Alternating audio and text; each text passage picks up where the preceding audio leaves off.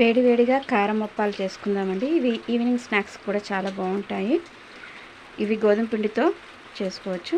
ఇందులో కావాల్సిన ఇంగ్రీడియంట్స్: గోధుమ పిండి, తర్వాత పుట్నాల పొడి, అందులోనే సొరకాయ తురుము, ఉల్లిగడ్డ తురుము,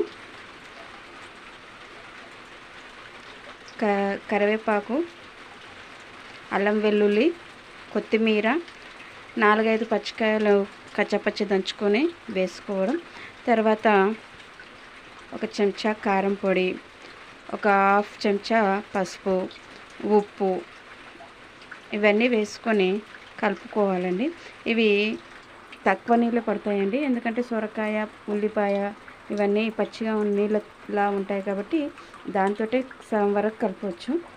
అందులోనే కొన్ని నీళ్ళు పోసి మనం గోధుమ పిండి ముద్దలా కలుపుకోవాలండి. చాలా టేస్ట్గా ఉంటాయండి ఇవి. పిల్లలైతే చాలా ఇష్టంగా కూడా తింటారు. వాళ్ళు రాగానే సాయంత్రం ఏం చేసి పెడదామని పిల్లలకు అని ఆలోచిస్తుంటారు కదా. ఇవి చాలా బాగుంటాయి. అలాగే వర్షం పడుతున్నప్పుడు కూడా కరకరలాడుతూ చాలా బాగుంటాయండి.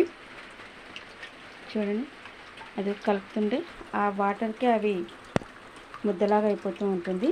సొరకాయ పిండి, తర్వాత సొరకాయ తురుముతోటి, తర్వాత ఉల్లిపాయ తురుము ఉంటుంది కదండి, ఇదిగో ఇలా ముద్దలాగా చేసుకోవాలి.